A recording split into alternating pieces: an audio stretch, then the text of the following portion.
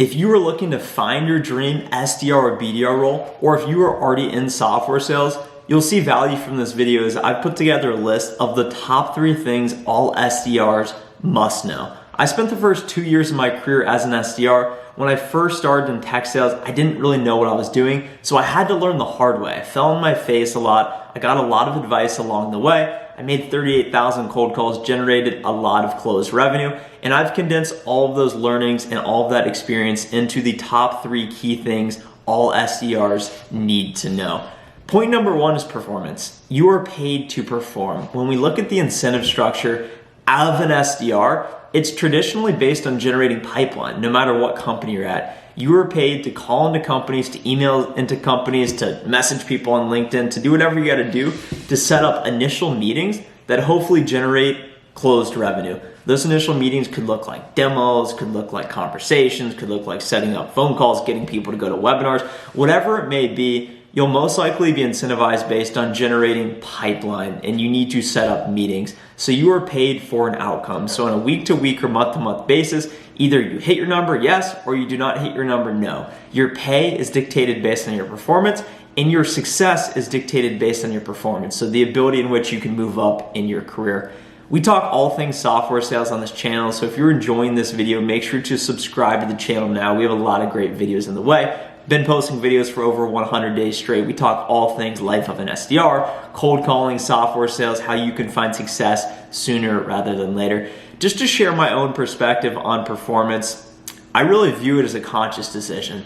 Either you accept responsibility and put in whatever it takes to get that outcome, or you do not. There's a lot of reasons as to why you will or will not hit quota, and just know that your actions on a day-to-day basis will shape that outcome. One key point I like to share with all SDRs I work with is, hey, no matter how you're doing relative to your number on the month, on the week, on the quarter, whatever it is, never give up, never lose hope. You must always show up each day, give it your best shot, and you never know. It can take one call to change everything, to change the entire course of your week, month, quarter. So no matter where you're at relative to your quota right now, we're almost at the end of April right now. Q2 is just beginning. So keep going and keep showing up every day. And the key is to win each day.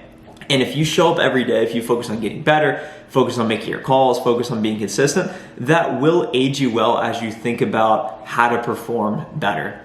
Point number 2 on the top 3 points all SDRs must know is that a lot of folks come in and feel entitled. I certainly felt entitled, and I'm here to tell you that you need to remove your ego, you need to not feel entitled, and you need to show up, and something Jeff Bezos says is show up like it's day one. Show up like it's day one every day.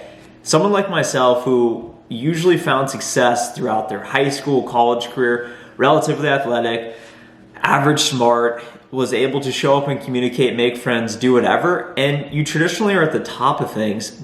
But once you get into a career as an SDR, if you get into a good technology company, the talent pool and the talent bar rises. It can be a shock for some when they come in feeling entitled, feeling like they deserve to win, feeling like they deserve to be paid more, feeling like they deserve to be promoted. And when you come in and you fail, it can be a culture shock. It can be tough, and a lot of people think, oh, screw this company, it's not fair. The way in which they metric me is not fair. My book of business isn't fair. I'm at a satellite office, it's not fair. I don't have equal resources as people at the HQ. There's a lot of reasons as to why you can feel like a victim. There's a lot of excuses you can make. Oftentimes it boils down to feeling like you're entitled. So I'm here to tell you that you should not feel entitled. You should show up and expect to fail. When I first started, I felt entitled. I thought, no, I'm pretty good at talking. I should be able to find success.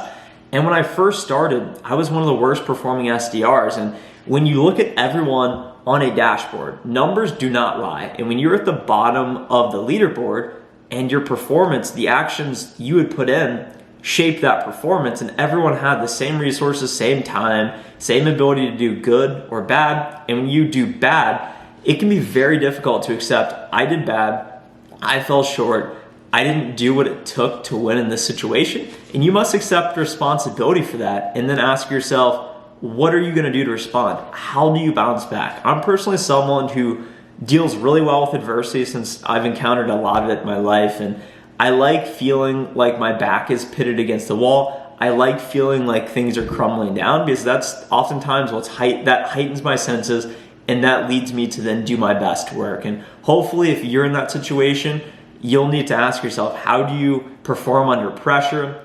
How do you perform when it can be stressful at times? How do you feel when you're constantly getting rejected? And when it feels like the weight of the world is on you, it can be really difficult to perform. And I think a couple of factors that play into this, I know we're getting on a deep tangent, and point number 2 is simply not feeling entitled, but a couple of factors I want you to think about, because I think that this is really what shapes good, bad, average, okay SDRs and folks in their careers. How does your lifestyle shape your career?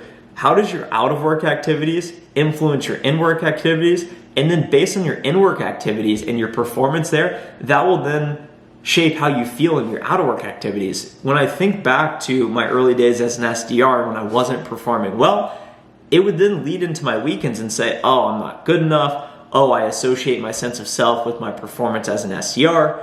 And it would mess with my head. So I've come to realize that I almost need to perform well in order to feel good about myself. And then that leads us into point number 3 is, what is your why? Why do you do what you do? And when I first started, it was about the money, it was about impressing other people, it was about beating everyone. And then as I started to fail and not feel good about myself, I had to reevaluate, why do I do this?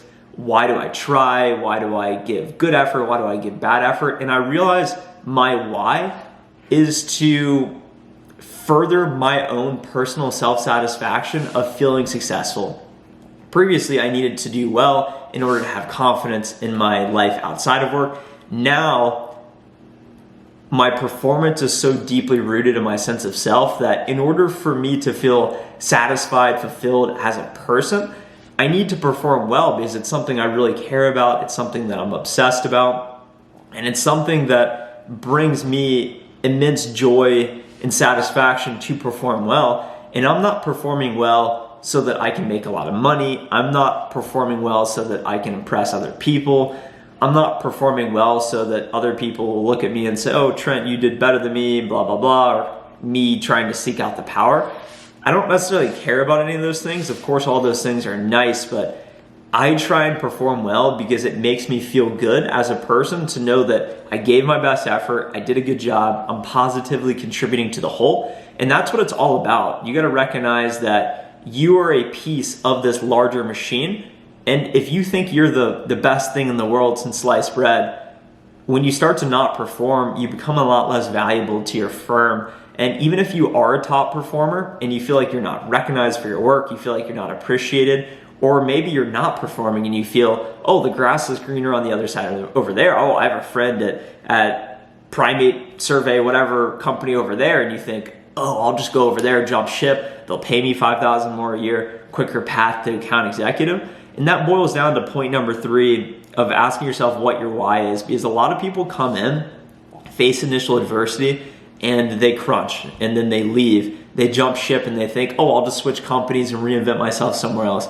Just know that just because you switch locations and go to a new company, that doesn't change your skill set. You still are the same person. You have the opportunity to reinvent yourself, which everyone deserves second chances. Everyone deserves that ability to constantly iterate and reinvent themselves. But just know that don't switch companies just for that extra $5,000, $10,000.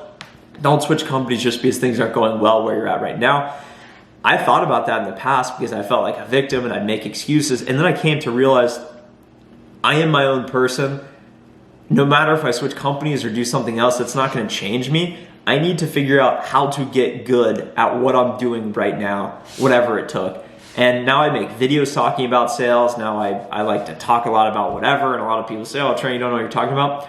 I waited over 2 years to start talking to the world because in those 2 years, I focused on mastering sales. I mastered prospecting. I mastered cold calling. I mastered facing rejection. And I know how to do those things very well. So that's now why I like to talk to you about hopefully helping you to become a better salesperson. So would just really encourage you to just remove any of the distractions, just focus on what you're working on and just get good at what you're doing. Get good at what you're doing. The rest will shape itself. A lot of people like to look ahead. I of course look ahead, but trust me, if you focus on the task at hand and performing with what you're doing, The rest of everything, the money, the whatever, it will all take care of itself. So just focus on doing well where you're at today. And trust me, the rest will take care of itself. Thanks so much for watching this video. If you're still with me, make sure to subscribe to the channel. Like this video as well. Drop me a comment. And of course, hit me up on LinkedIn. We'd love to join networks with y'all. See you in the next video. Bye.